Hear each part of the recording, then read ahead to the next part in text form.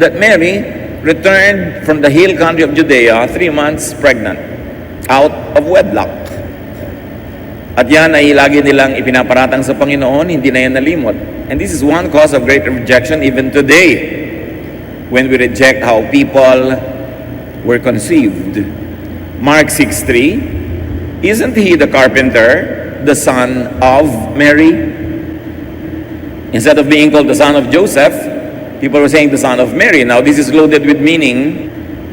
Ibig nilang sabihin, kilala natin kung sinong ina, pero hindi natin kilala kung sino ang ama. May laman. John 8:41, they said to Jesus, we are not illegitimate children.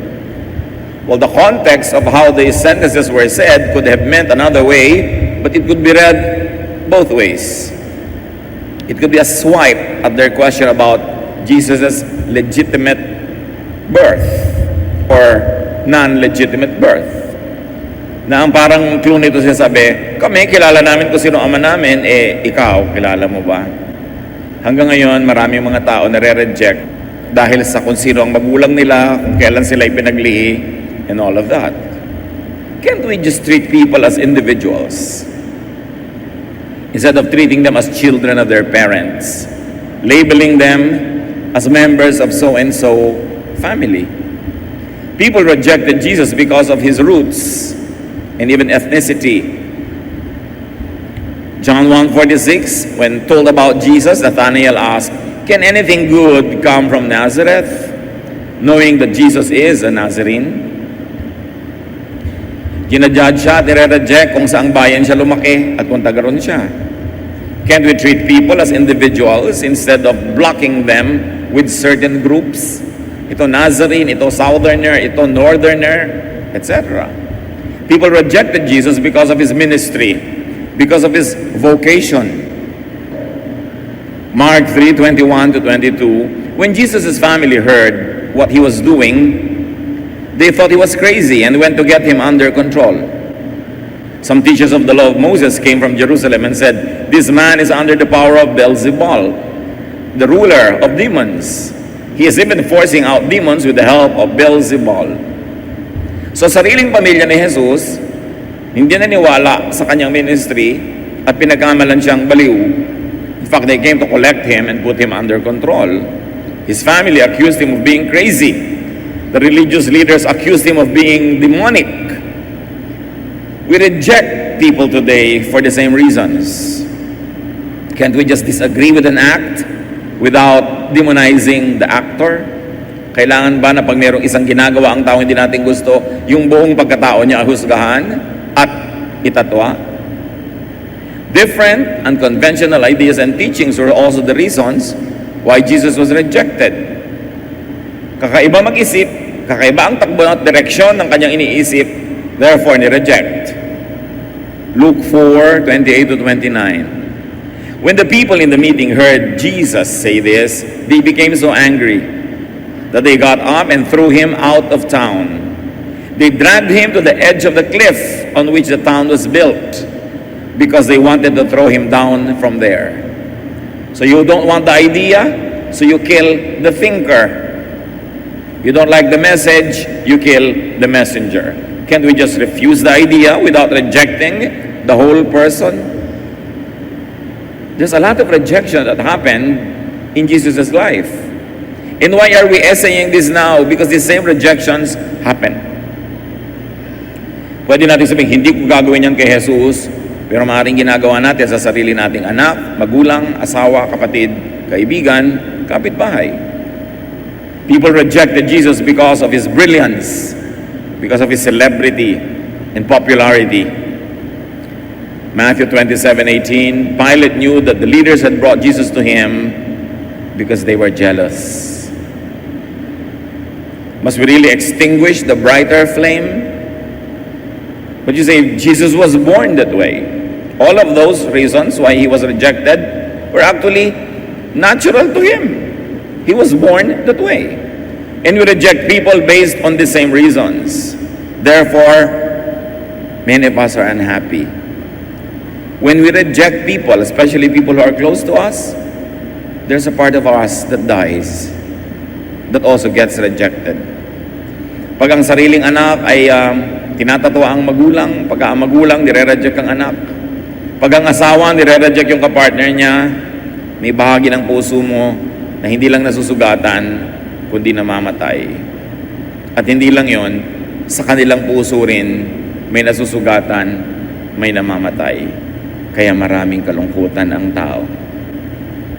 Maraming mga pamilya hindi masaya kasi hindi nila tinatanggap ang isa't isa. Nagagalit sila, tinatatwa, itinatapon. Or, if we don't reject people, we force them to change to suit our fantasies, making life miserable for them and also frustrating us because we can never change people. People change when they let God change their minds.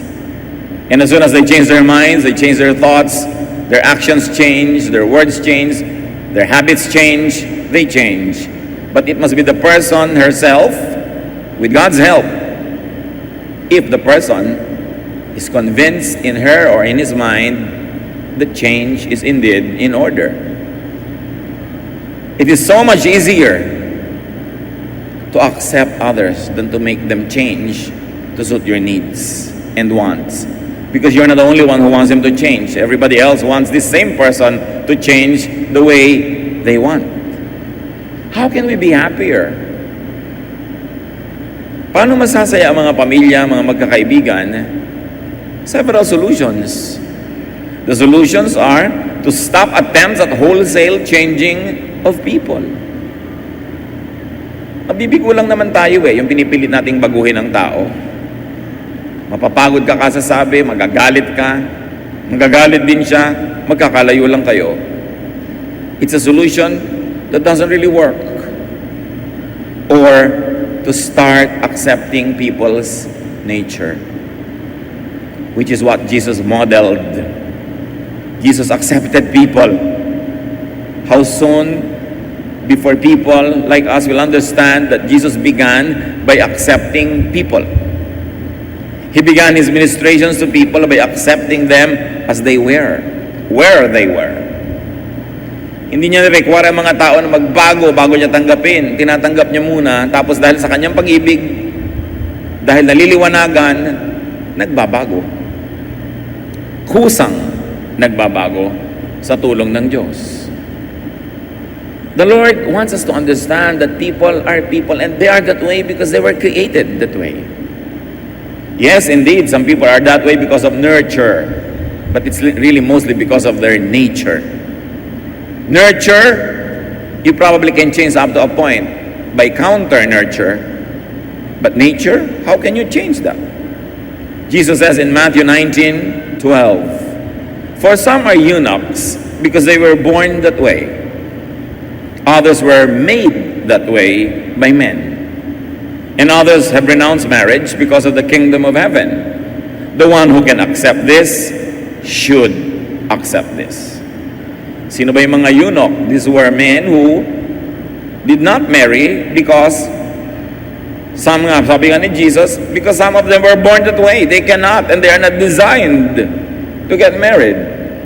Some were made that way. Some young boys are castrated so that they don't develop their masculine qualities, so that they could serve female members of royal families without the men in the royal families feeling insecure about these men in their house or in the palace.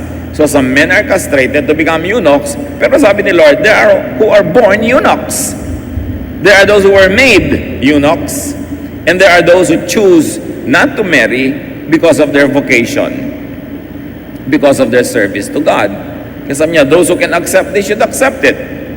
So Jesus teaches that people are who and what they are because of their conviction. Yun yung choice. Because of their calling. Because of their roles in life. Therefore, it is a personal choice. Ito yung pwedeng palitan kung yung tao magpapalit ng isip. Magpapalit siya ng iniisip. Ito yung pwedeng ibahin kung mag-iiba ng conviction ang may katawan. But Jesus says also that people are who and what they are because of nurture or because of other people's doing, because of the environment. So it is an imposition on the person, a conditioning na pwede rin ma-adjust with counter-nurture. So, kaya naman kasi naging kuripot yan kasi lumaki sa hirap. Kasi lumaki sa deprivation. Lumaki na ganun yung tiya niya, tinrain siya na maging matiwid. Ngayon, pwede mong palitan yun kung bibigyan mo siya ng panahon at oras na magkaroon ng kasaganaan, may ibang magturo, at kung magpa-impluensya na bawasan yung kanyang kakuriputan, magagawa niya yun. But Jesus also says that there are people who are what they are because of nature. They were born that way, to use his very word. Therefore, people are people because of genetics. It is inborn. Hindi pwedeng ibahin ng may katawan o ng ibang factor. Kahit pumutok ang bulkan, tamaan siya ng kidlat, kumulog, kainin siya ng lupa, hindi siya maiiba kasi born that way. So, tatlong reason bakit tayo ganito. Una, pinili natin. Pwede tayong pumili ng iba. Second, napuwersa tayo dahil ganun ang ating kapaligiran. Pwedeng palitan ang kapaligiran, therefore mapapalitan din yung kung ano man tayo, at merong isinilang ka na talaga na ganun. Kahit ano pa mangyari, hindi na yun may iba. Those people were formed and born that way. Why are we discussing these three types and reasons why people are who they are? Because it will help us understand and accept people. It will also guide us in ways that we can influence people positively with realistic expectations of how much we can influence people, how much we can be factors in changing them, and how much we should just accept. Psalm 58 verse 3, even from birth the wicked go astray, from the womb they are wayward and speak lies. Of course, very metaphorical, symbolic, this is poetry, but the message is the same. May mga taong likas na gano'n na. Pinanganak na silang gano'n. Pinaglilihi pa lang sila, gano'n na sila. Kulang na lang sabihin genes eh. Genetics. They did not have the word for it, but they're actually talking about it. People and other creatures are who and what they are because of genes. Genesis 30, 38 to 39, when the flocks were in heat, they mated, and they bore young that were streaked, or speckled, or spotted. Siyempre, kung ano yung magulang, ganun yung anak. Predetermined from and by the genetic pool. There are people who are predisposed to be this or that, because that is their genetic composition. They don't become like that. They were designed, made, and born like that. To be that. At habang iniisip natin ito mga kapatid, i-apply natin agad sa inyong magulang, sa inyong anak, sa inyong kapatid, sa inyong kabiyak, kaibigan. Baka ang laki-laki ng tunggalin ninyo na pinipilit niyo siyang ibahin, meron siguro talagang pwedeng iba kung conviction o decision lang niya maging ganon. Meron naman na palaki lang kasi siyang ganon, pwede mo namang i-reprogram, pero meron talagang ipinaglihi pa lang siya, ganon na. Dapat nating kilalanin yon para gumanda, umayos ang ating pakikitungo sa kapwa. At hindi maging full of pressure. Maraming mga wives ang reklamo, ang husband sila tama.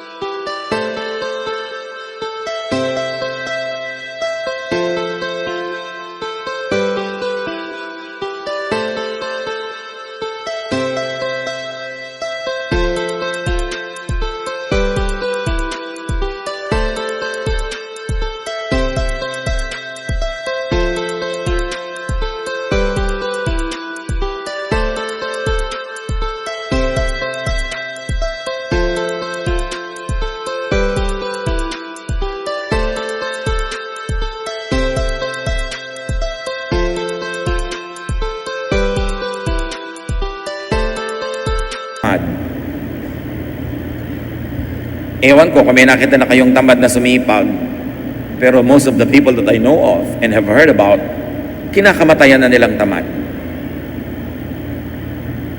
Sa katamaran nga nila, ayaw nilang mamatay dahil tinatamad silang mamatay.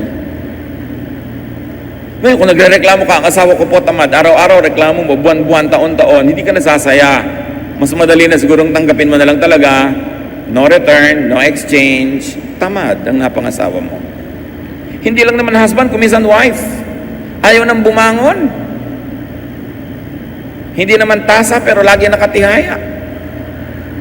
Ayaw magligpit, ayaw maghugas. Yan ang napakasalan mo. Dapat kilalanin mo bago mapakasalan. Sa palagay mo, magbabago dahil lang nagpakasal kayo? Mabibigo ka. At tatahimik ang buhay mo kung tatanggapin mo na lang yon. Kisa araw-araw hidwaan, ang uwi, hiwalay. Makikipagsapalaran ka ngayon, papartner ka uli sa iba. Ang sipag nga, pero OC. Talagang kahit nakahiga ka na, papabangunin ka pa niya para ayusin niya yung sapin ng kama ninyo. Nabaligtad naman, pero hindi mo rin yun mababago. Marriage is acceptance. It's not a reformatory institution. When people ask me, do you think, Pastor, I'm ready to get married? I say, are you ready to accept everything about the person you will marry? That you cannot change that person and you should not even attempt. Because you will be a grand failure. So I'll pray that God will change him. God does not change people. Dapat nating ma-realize yun. Sabi nga niyo, be changed by the renewing of your mind. God helps us change by the renewing of our mind. But first you have to decide that you want to change. And if the person does not decide to change himself or herself, no outside force can change a person. Punishment, reward can alter behavior, but only for a while. When the punishment or the reward is not there anymore, the person will revert to himself, to herself. Meron talagang kanya-kanyang katangian ng tao. At ang maraming gulo ng buhay, hindi natin ina-appreciate yung katangian niya at ang pinipilit natin, baguhin siya. Genesis 1:11 to 25. I shall read only parts of it. Then God said, let the land produce vegetation according to their various kinds. And it was so. God created the great creatures of the sea according to their kinds, and every winged bird according to its kind. God made the wild animals according to their kinds, the livestock according to their kinds, and all the creatures that move along the ground according to their kinds. Paulit-ulit, isa lang ibig sabihin, genes. Meron talaga sa kahimay-mayan, kaloob-looban ng ating dugo, buto, laman, nakadikta kung magiging ano tayo. Kaya kahit kailan yung tao, magiging tao. Pag dalawang tao ay nagkaroon ng pagsasama, nagkaroon sila ng anak, tao rin ang magiging anak nila. Imposible na mga anak sila ng unggoy. Kasi tao sila. Kaya sinasabi ng matatanda, ang santol ay di namumunga ng mangga. Yes, kung yung santol, siya mismo santol siya, ibig sabihin hindi siya magiging mangga kahit kailan. Pwede lang magkaroon ng crossbreeding kung yung chromosome sila magtutugma, pero hindi siya mismo mababago, yung magiging anak lang pag may crossbreeding. This is not about generations, it's about the individual. Kahit patayin mo halimbawa lahat ng maramot, hindi mo mauubos ang maramot sa mundo dahil sa susunod na generation may mga lalabas na maramot, anak nung hindi maramot. Bakit? Because in our genes nandun ang maraming ugali, yung maramot at hindi maramot, yung maimis at yung bulagsak, yung masayahin at yung malungkutin, nandun lahat. Kaya lang yung pagtitimpla ng mga genes sa paggawa ng isang nilikha, ang Diyos ang gumagawa. Isipin nyo kung gaano karaming lola nyo, gaano karaming lolo, both side, mother side, father side, hanggang makarating kayo kay Adan at Eva. Ang dami nun, di ba? So, kaninong lola ka kukuha na hugahan ng paglalakad, yung kung paano ka maglakad? Kaninong lolo ka kukuha ng korte ng ilong? Kaninong lola ka kukuha ng sungit o ng bait? Yun tinitimpla ng Diyos. At pag tinimpla ka na, ikaw na yun. Pero dala-dala ng genes mo, yung ibang ugali na hindi lumabas sa'yo, lalabas sa anak mo. Kaya kung minsan yung mga sakit ng pamilya, dumulundag.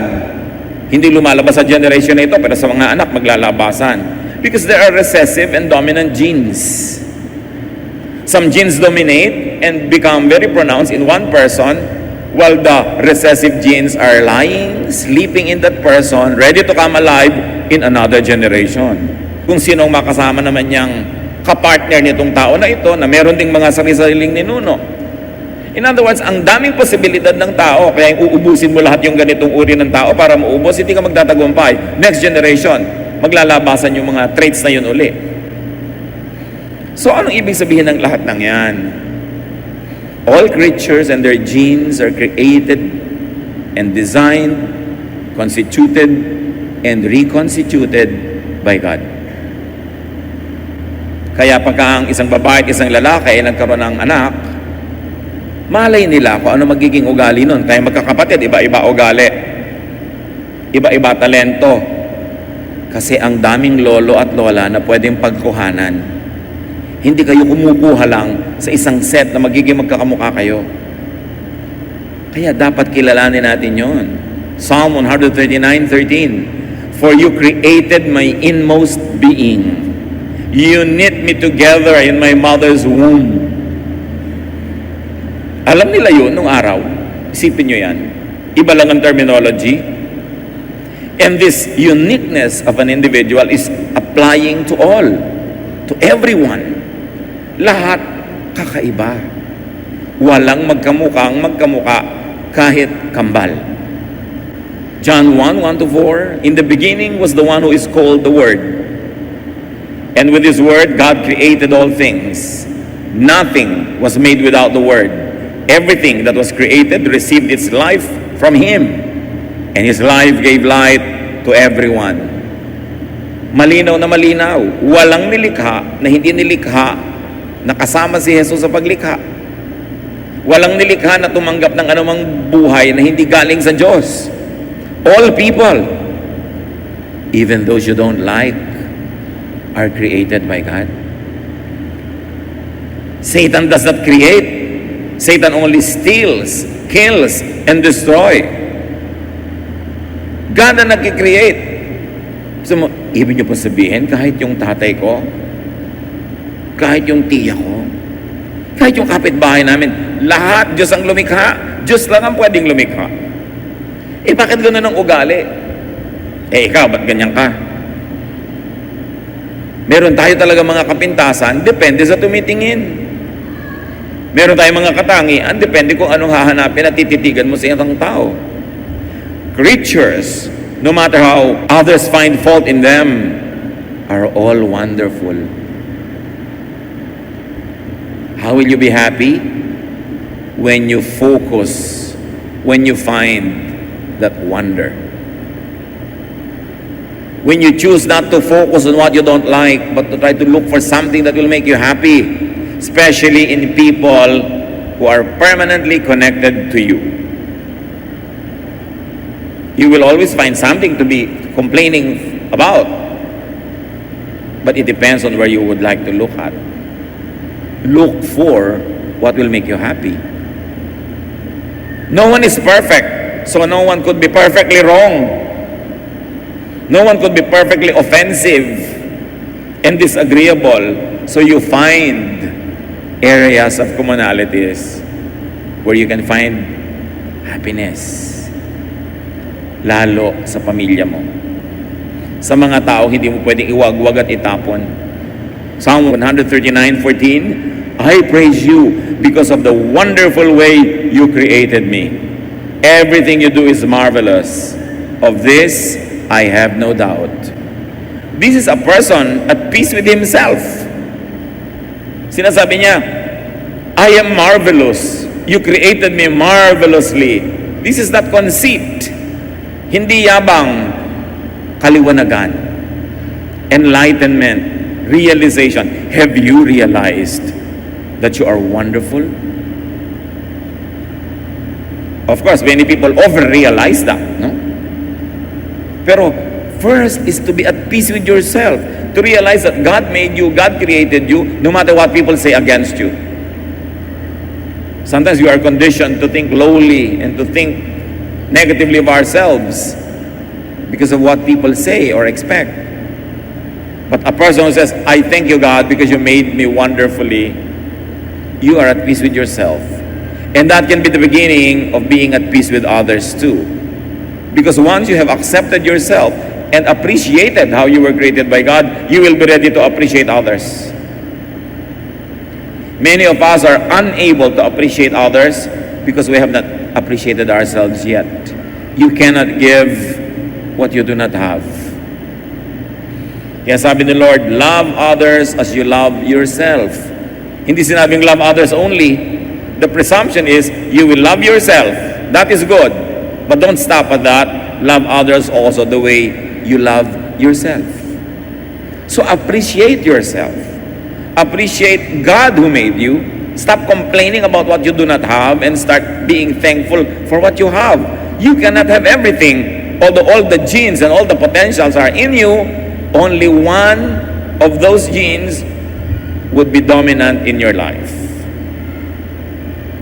Kaya kailangan, huwag na tayong magpagod trying to always be somebody else.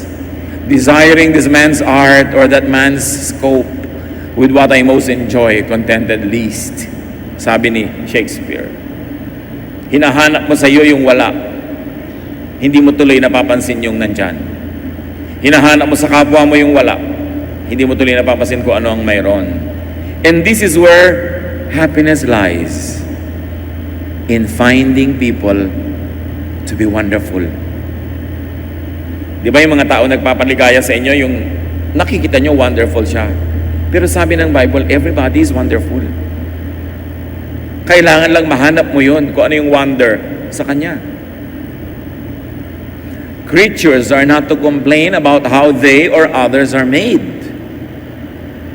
Isaiah 45:9, the Lord said, Israel, you have no right to argue with your Creator. You are merely a clay pot shaped by a potter. The clay doesn't ask, why did you make me this way? Where are the handles? Sabi niya, mga palayok lang kayo na nilikha ng Diyos. Huwag kayong magreklamo. Sabi niya, bakit ako walang takip? Bakit ako walang tangkay? Bakit ganitong korte ko? Kung anong ginawa sa'yo, yun ang appreciatein mo. Huwag kang makipagtunggali sa gumawa sa'yo.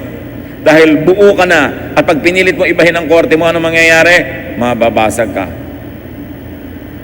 Kasi palayok ka eh. Tanggapin mo kung ano ka, tanggapin mo kung ano yung iba. Personal differences are designed and ordained by God. May magrereklamo pa, Pastor, ibang-iba po yung ugali ng asawa ko sa akin. Abe, kung gusto mo pala kamukhang kamukha, sana nanalamin ka na lang at pinakasalan mo ang sarili mo. Talaga bang in love ka sa sarili mo na gusto mo pati asawa mo, kamukha mo? Pasalamat ka nga at yung hindi mo ginagawa, ginagawa niya. Yung ayaw mo, gusto niya. At least, gusto niya yung likod ng bangus, gusto mo yung tiyan. Di ba? Ang sarap niya kasama kumain. Eh kung pareho kayo ng gusto ng lagi, di magko-compete lang kayo. Appreciate the difference. Ephesians 4:11-12, the gifts He gave were that some would be apostles, some prophets, some evangelists, some pastors and teachers, to equip the saints for the work of ministry, for building up the body of Christ. You see, even spiritual gifts were designated by God, different one from another, so that when people are together, they become complete. Kaya hindi ibinigay sa lahat ng katangian para yung katangian ng iba ang pakinabangan mo, yung katangian mo, pakinabangan niya, para magsama-sama tayo. Kasi sa pagsasama-sama, masaya. Eh kung kaya mo mga anak mag-isa para kang gabi, sasaya ka ba? Siyempre gusto mo namang may anak sa'yo bago ka manganak na man lamang, no? So kailangan mo ang tao.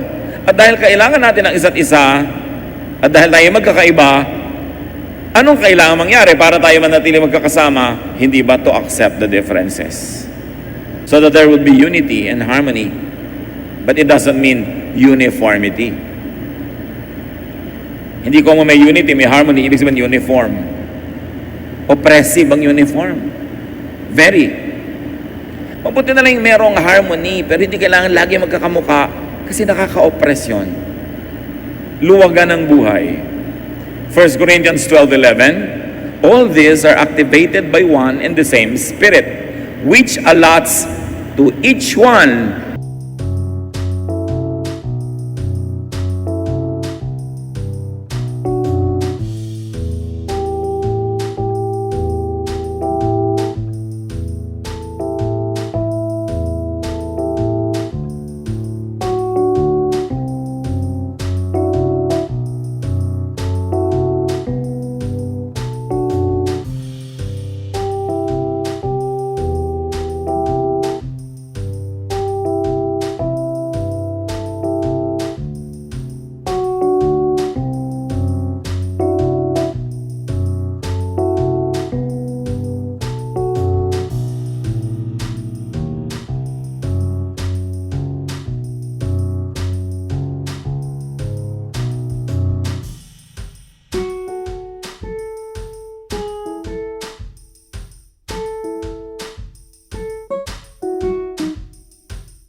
individually, just as the Spirit chooses.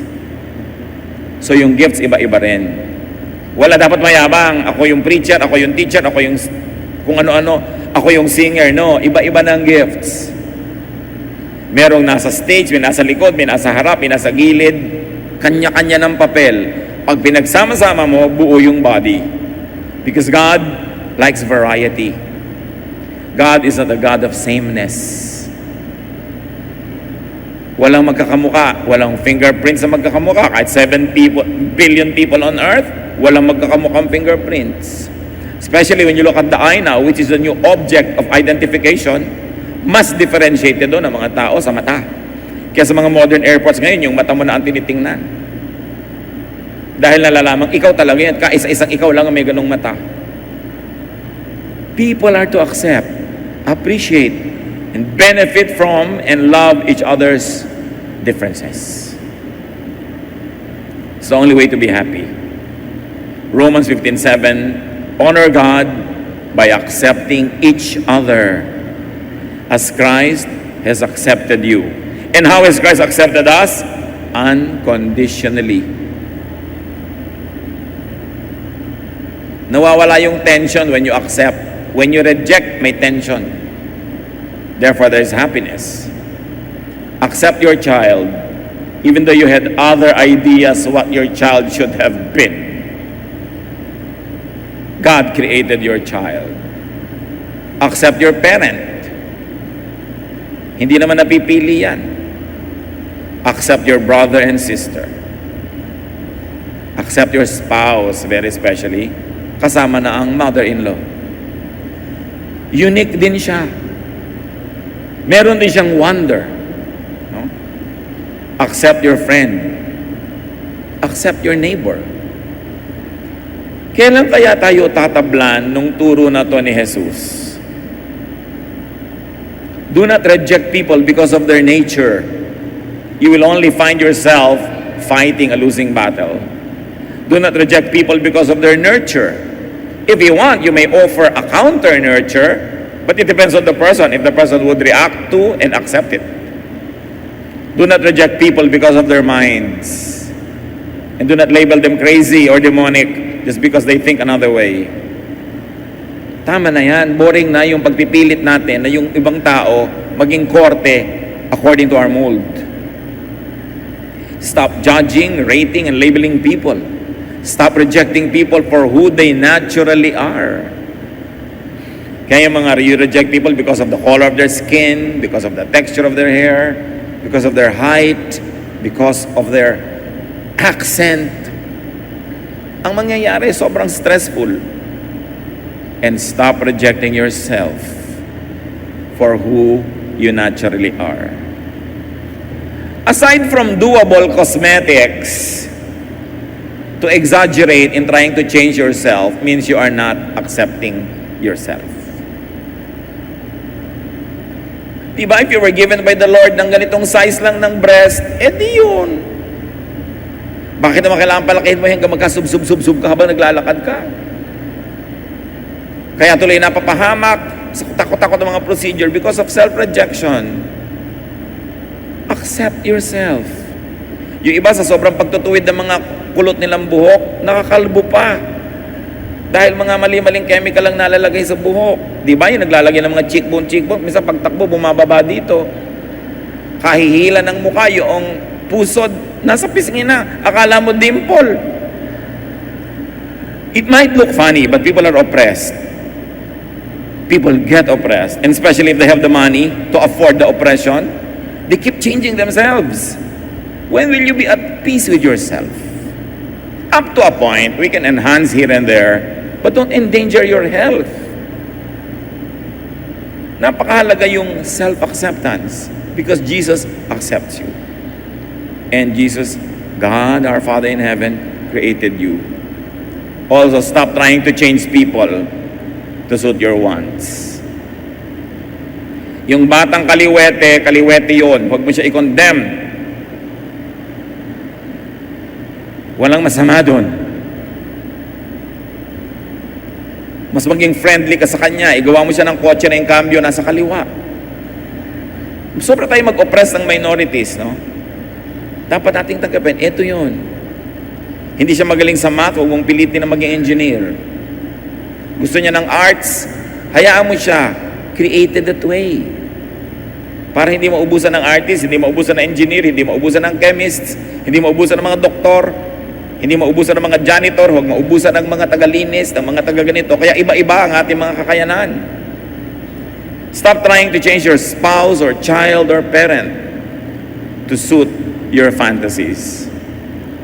Mabibigo ka lang. Kamumuhian ka lang, lalayuan ka lang. Jeremiah 13:23, can you ever change and do what's right? Can people change the color of their skin? Or can a leopard remove its spots? Pwede mo ba talagang palitan ang kulay ng iyong balat? Pwede mo ba talagang tanggalin ang mga tuldok-tuldok sa isang leopard? Mga stripes kung ikaw ay tiger or zebra? The answer is no.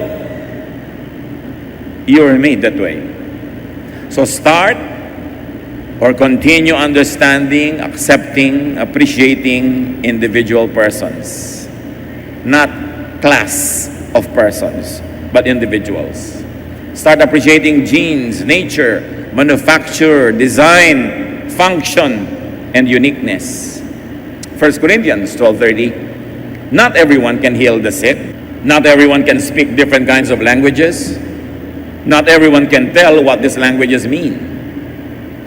Pati gifts, iba-iba. So we should start appreciating differences, differentness. Si Lord Jesus, marami siya talagang ibang kakaibang approach. So Luke 22:8-10, nung sinasabi niya sa kanyang mga disciples, magpa-Passover meal tayo, pumunta kayo sa isang lugar, ipareserba niyo yung lugar na yon, doon tayo magkikita-kita. Mga disciple, hindi nila alam kung saan pupunta. Anong sabi ni Lord? So Jesus said to Peter and John, go and prepare the Passover meal for us to eat. But they asked, where do you want us to prepare it? Jesus told them, as you go into the city, you will meet a man carrying a jar of water. Follow him into the house. Superficially, it looks very innocent. It doesn't mean anything, especially if you don't understand the sentence culturally. But the message is in the details. So who would lead them to where they would do the Passover meal? A man carrying a water jar. In the Middle East, even in Israel, usually it is the women who carried jars of water. Kaya mga babae ang may buhat ng mga palayok na may tubig. Sa ating mga Kalinga people up in the north, patong-patong na palayok para makatipid ng pagbabalik-balik sa ilog. No? Mga babae pa rin. How would a Jewish man look when he carries a water jar? Paano yun? A very different man led Jesus' disciples. Ganyan. Lalaking may dalang palayok. Gawin yung Kalinga. Ganyan. Di ba kakaiba? Lalaking may buhat na palayok. Kahit sa mga kanta natin, ang babae ang pumupunta sa balon, ano ang nangyari? Nabasag ang banga. Pati nga yung nakakatawang legend ng Kalamba, babaeng may dalang kalanbanga. Which of course is outrageously crazy. to believe. Pero babae ang nagdadala ng palayok. This time, Jesus in His infinite wisdom and humorous style. Jesus makes a statement. Some people are simply different. Some men carry jars. Some men do what women do. They too could lead and they can be used by God. Yung meaning ng mga ginagawa ng Panginoon for people to be sensitive to others and to let others be themselves. And when Jesus chooses and uses an unconventional, a different man, don't say that that man isn't fit to serve. Sabi mo, ay, palalaki mong tao, may dala kang palayok, hindi pwede. But that is the guy that Jesus chose. God uses donkeys, ravens, and even Rahabs to do His will. Rahab at least operated a brothel or as a prostitute herself. But she was chosen by God to be an instrument in the salvation of the spies. And she even joined the family tree of Jesus. Kalola-lolahan ni Jesus, si Rahab. God chooses whom God chooses. Kumisa nga, mas mahigpit pa tayo kaysa sa Diyos. The message, brothers and sisters, Jesus accepts people. Jesus accepted people's nature, and His love empowered them to change or to improve through nurture. Jesus accepts first. No qualification. Kaya nga yung kanyang mga disciple, puro mga by today's standards, the disciples of Jesus could never become deacons in today's churches. Hindi sila qualified. Kasi mas mahigpit pa tayo Mas humigpit pa tayo kaysa kay Jesus. And the trouble with institutional religion is its one-track mission to change people. One time I was passing by a bookstore, nakalagay malaking karatula sa labas, books that can change your life. And you say, who said that I want to change? Why do you presume that I must change? And this is the judgmentalism of religion. At the door, if only they could put up a sign would say, bagay ka ba dito? Bagay ba yung damit mo dito? Bagay ba yung buhok mo dito? O may tattoo ka, bagay ka ba dito? O ang hikaw mo nasa pusod, bagay ka ba dito? Yung rejection, the church has mastered the art and science of rejection instead of acceptance. That's why even in the church, there's a lot of misery and tension and stress and pretense. But if we would just go back to the style of Jesus, to accept first, then love and nurture, and let the person react to that nurture and be empowered by God to change for the better, to change from glory to glory, then there'll be more love and there'll be more happiness. The church, the home, should be sanctuaries of love and unconditional acceptance. You cannot force people to change. They have to make up their own minds to do that. But you create a good climate, a good environment in which they would decide to change for the better. So open up to God's deeper and more basic character and thought. Review. Go back to Jesus. And then accept others and yourself as God designed and accepts you. You would be happier. Others would be happier. Happiness is in changing what you can and in accepting what you cannot. What should you accept about your child?